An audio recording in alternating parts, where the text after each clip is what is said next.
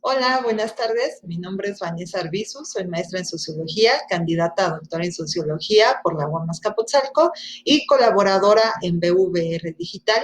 Y hoy les voy a hablar sobre las madres y padres estudiantes universitarios.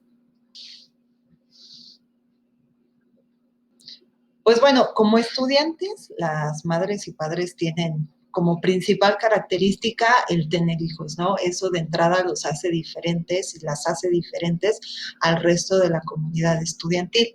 Entre otras características es que pues combinan responsabilidades educativas y familiares, pero también hay algunos o algunas que combinan responsabilidades laborales.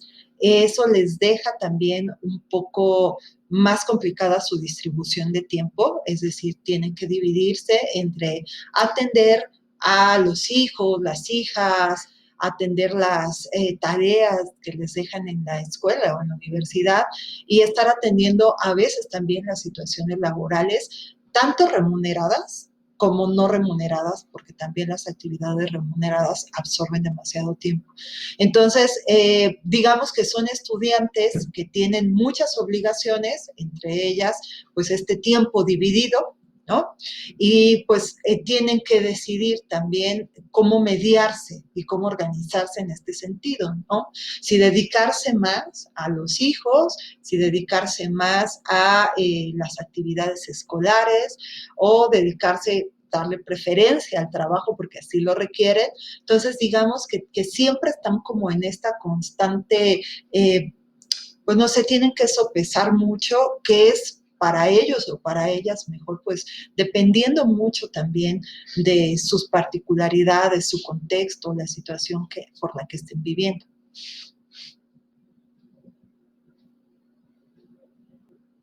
Bueno, pues tiene mucha influencia. La verdad es que la maternidad y paternidad, digamos que es un punto decisivo en la vida de los estudiantes que impacta no solamente a su trayectoria educativa, sino al resto de su biografía, lo que hacen pues, laboralmente o las expectativas laborales o académicas que ellos o ellas tenían, incluso las expectativas familiares, ¿no? Todo depende mucho, pues todo aquí es decisión, ¿no? Independientemente de que ellos o ellas hayan planeado sus embarazos o no lo hayan planeado así, porque hay de todos casos, ¿no? No siempre que la maternidad o la paternidad se dé mientras se estudie es una situación no planeada, ¿no? Puede serlo, aunque en la mayoría de los casos, francamente, no ocurre así. Generalmente son embarazos no planeados, pero son decisiones de que ellas o ellos deciden tener a los hijos y pues continuar con el embarazo.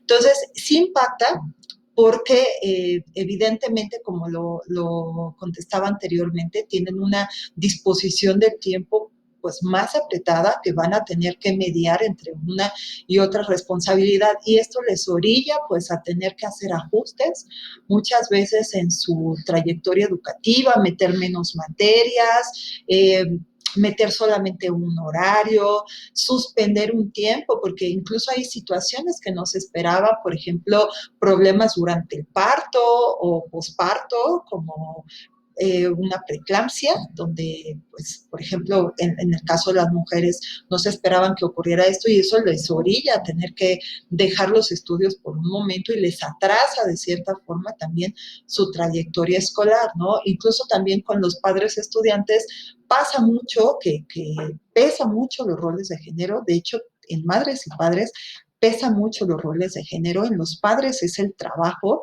lo que los jala, pues esa es tu responsabilidad, mantener a la familia, mantener a los hijos, a la esposa, al hogar, y entonces pues dale preferencia al trabajo, mete menos horas clase, tienes que trabajar porque esto y lo demás, entonces, pues ahí tienen que hacer ciertos arreglos, ¿no? Entonces, a veces algunos suspenden también, otros pues tienen menos tiempo o tienen horarios de verdad muy apretados donde van a las escuelas por las mañanas, que entran a las 7, salen a la 1, a las 2 entran a trabajar y salen a las 10 de la noche, ¿no? Unas situaciones así increíbles. Y con las mamás también pesa no solo la maternidad y paternidad per se, ¿no? O sea, pesa el rol de género.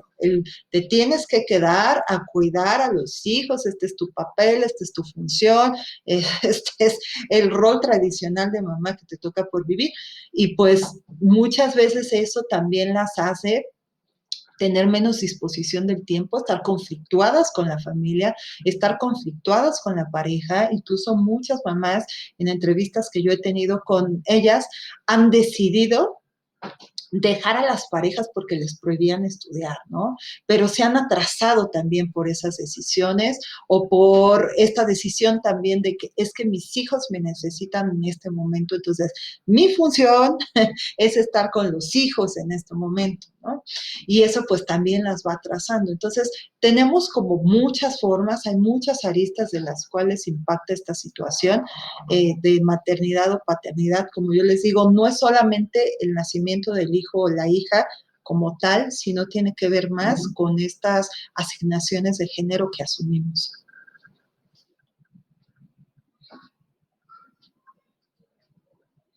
Pues bueno, en las universidades, uno de los principales apoyos que existen es el que brinda CONACYT, que es el apoyo a madres mexicanas jefas de familia. Este apoyo se otorga justamente, como el nombre lo indica, a mujeres que tienen hijos no mayores de 18 años, que no están casadas o que no viven en pareja y que no se encuentran laborando. Ese es un apoyo que brinda el Consejo Nacional de Ciencia y Tecnología, CONACYT, para estas madres, específicamente las que están en la universidad y específicamente las que estudian en universidades que están registradas en CONACYT, ¿no? Que sobre todo son universidades públicas. Ahora bien, hay otros apoyos que pueden ofrecer las universidades, esto es independientemente de cada institución. Hay universidades que cuentan con guardería, hay universidades como la Ibero, como la UAM Coajimalpa, que cuentan con lactarios universitarios, pero pues esto va a depender mucho de las instituciones, ¿no? Eh, para los padres no hay ningún apoyo, eso sí hay que decirlo. Hay algunas universidades que también les ofrecen, por ejemplo, el apoyo de guardería universitaria o de estancias infantiles universitarias, pero como tal no hay ningún apoyo, por ejemplo, un incentivo económico que se les dé o no hay nada, ¿no? Y esto es importante mencionarlo porque creo que también es importante tomar en cuenta que si nosotros queremos promover que los hombres se involucren más también en el cuidado de los hijos, creo que también brindarles este tipo de apoyos es una manera pues de promover también en ellos el cuidado, la responsabilidad con los hijos y demás, ¿no? Entonces, creo que es importante también que las instituciones se empiecen a preocupar por sus madres y padres universitarios, porque también hay que decirlo, existen muy pocos apoyos porque las universidades no toman en cuenta a estos estudiantes, ni a las madres ni a los padres estudiantes, o no suelen tomarlos en cuenta, ¿no? Generalmente se les ve como de un tabú, de que de esto no se hable porque se nos van a embarazar o se van a querer embarazar todos más si les damos apoyos. Y esto es totalmente una falacia. Esto no va a ocurrir, no porque te den 3,000 pesos de apoyo, porque haya una guardería o un lactario, ya vas a querer tener muchos hijos, ¿no?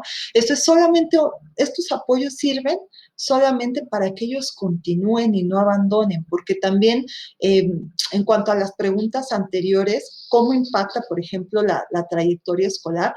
Muchos y muchas de ellas también terminan abandonando porque pues no cuentan con algún recurso, no cuentan con quien les cuida al hijo, no cuentan o no las dejan o les es difícil llevar a los niños a las universidades y ahí tenerlos. Entonces sí es importante que empecemos a visibilizar que hay estudiantes que tienen características distintas, como en este caso las madres y los padres estudiantes.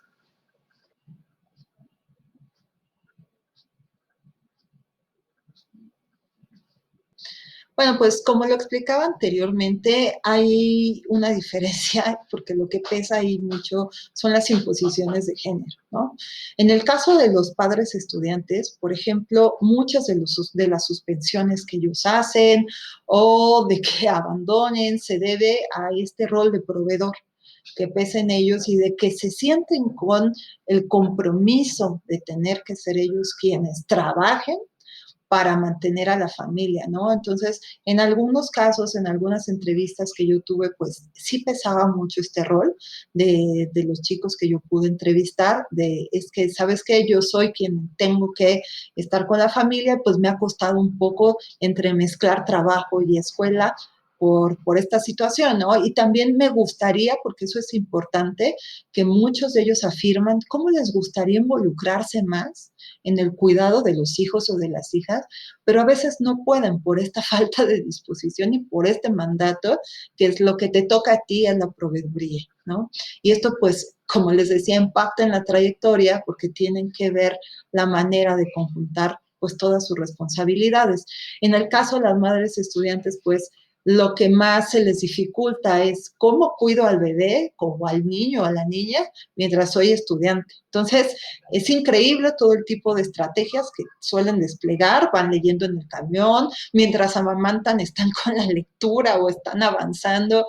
Entonces, tienen que hacer muchos arreglos para poder permanecer en la educación, ¿no? Y fuera de lo que se piensa de que, bueno, pues a lo mejor, porque muchas veces a las madres, sobre todo a las madres, se les tacha de irresponsables, de, ¿sabes qué? Porque estás estudiando cuando tenías que estar en casa o no estás ni en un lugar ni en otro.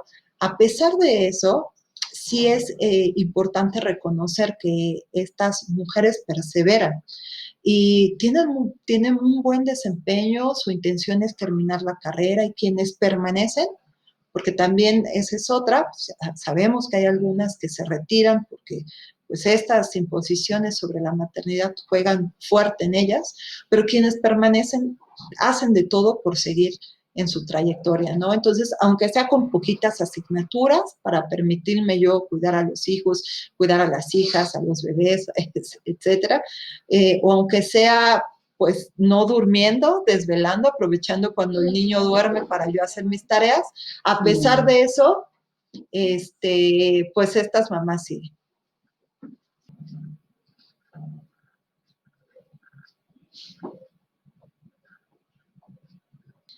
Bueno, pues ya hablé un poco del tiempo, que esa es como una de las principales adversidades, pero también hay que hablar un poco de lo que se enfrenta en una comunidad universitaria, ¿no? Hay veces que, por ejemplo, las madres o los padres llevan a los niños a clase o a las niñas y se les prohíbe la entrada y pues se entiende, ¿no? Que hay más estudiantes tomando clases y que es posible que se distraigan, ¿no? Entonces, esa es una de las adversidades, ¿no? Además de que estar cargando con el niño, con la niña, con el bebé por toda la escuela, pues en sí ya es difícil, ¿no? Las universidades y en sí todas las instituciones de educación en general no son espacios aptos para la maternidad, la paternidad, no fueron pensados así. Creo que es necesario empezar a repensar, ¿no? Estas situaciones, sobre todo por la diversidad estudiantil que acude.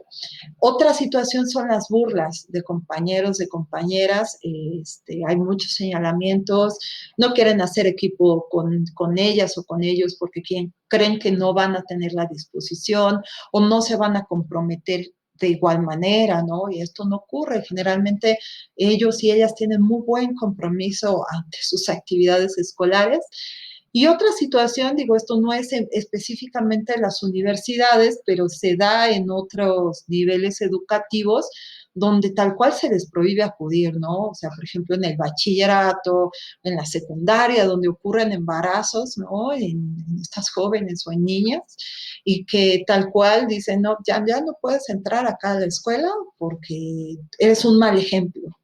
Entonces, hay que creo que esta situación nos deja mucho que reflexionar sobre cómo estamos viviendo la maternidad, cómo estamos viendo la paternidad y sobre todo en estas edades, ¿no? Porque al hablar de estudiantes universitarios, ya estamos hablando de estudiantes, sí, jóvenes, pero también podemos encontrar estudiantes adultos. De hecho, podemos encontrar estudiantes madres o padres que dejaron mucho tiempo sin estudiar, años, una década, se dedicaron tal cual a la familia y se reincorporan ya que los hijos están más grandes, ¿no? Ya que son adolescentes o incluso adultos, ¿no? Y en esta situación, pues no es tanto que pese per sí la maternidad o la paternidad, sino lo que pesa es reincorporarse luego de tanto tiempo de haber dejado estudiando y de que justamente lo que pesó en ese entonces fueron los mandatos de maternidad y paternidad, se dedicaron a ello, así lo decidieron, y luego se reincorporan a la educación, pero también creo que hay que pensar en estas situaciones donde hay embarazos en niñas o embarazos en adolescentes, que este es un tema gravísimo, que afortunadamente ya se está hablando más de ello. Son niñas o adolescentes que a veces se les prohíbe la educación. Entonces la educación es un derecho y es una situación que tendríamos que estar repensando de entrada cómo se evita este tipo de situaciones, embarazos en niñas y adolescentes, y en segundo lugar, pues por qué rechazarlas de un derecho que es la educación.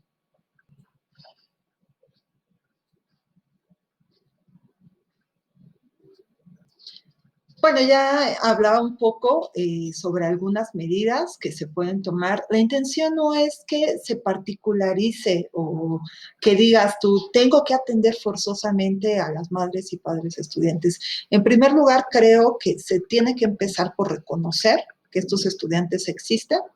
No todos los estudiantes son iguales, hay estudiantes con distintas características y por ahí pueden empezar las universidades, darse cuenta de que hay una diversidad, o sea, por ahí. Y luego, digo, la intención no es que por ser madres o padres se les den apoyos y se les resuelvan todas las situaciones, ¿no? Ese no es el interés, pero creo que sí podemos empezar por un poco a partir del reconocimiento de estos estudiantes, entender sus situaciones y a lo mejor empezar a, pues no sé, a flexibilizar en cierto sentido algunas prácticas que se hacen en las instituciones que no solo impactan a madres y padres estudiantes, impactan a estudiantes trabajadores, impactan a estudiantes foráneos, impactan a otro tipo de estudiantes que no son los tradicionales, ¿no? Entonces, empezar por flexibilizar ciertas prácticas universitarias. Por ejemplo, hay veces que a los estudiantes se les pide forzosamente hacer movilidad, movilidad académica, y hay algunos que cuando eres jefe o jefa de familia, ¿cómo le haces para moverte a otro lugar, ¿no? Entonces, esto a veces les llega a dificultar y no es necesariamente, como yo les decía, darles privilegios, etcétera, ¿no? Sino de ver cómo lo resuelves, ¿no? Si pides movilidad, ok, a lo mejor no te puedes trasladar a otro estado, a otro país, no tienes los recursos para hacerlo, pero puedes aportar aquí mismo en esta institución con otro tipo de prácticas o en una institución cercana, etcétera, ¿no? Sin necesidad de que haya tantas limitaciones. Entonces, mi recomendación para las instituciones de educación superior es comiencen por trabajar en el entendimiento y en el reconocimiento de su población estudiantil. Hay mucho que se puede aprender sobre ellos y ellas y pues de ahí empezar a ver qué se puede promover.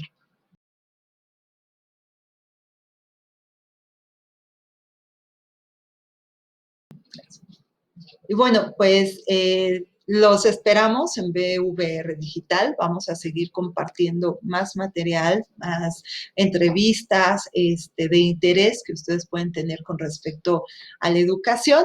Y pues también háganos saber sus comentarios, que les gustaría saber, de qué les gustaría enterarse. Y bueno, nos vemos en otra entrevista. Ha sido un gusto. Muchas gracias.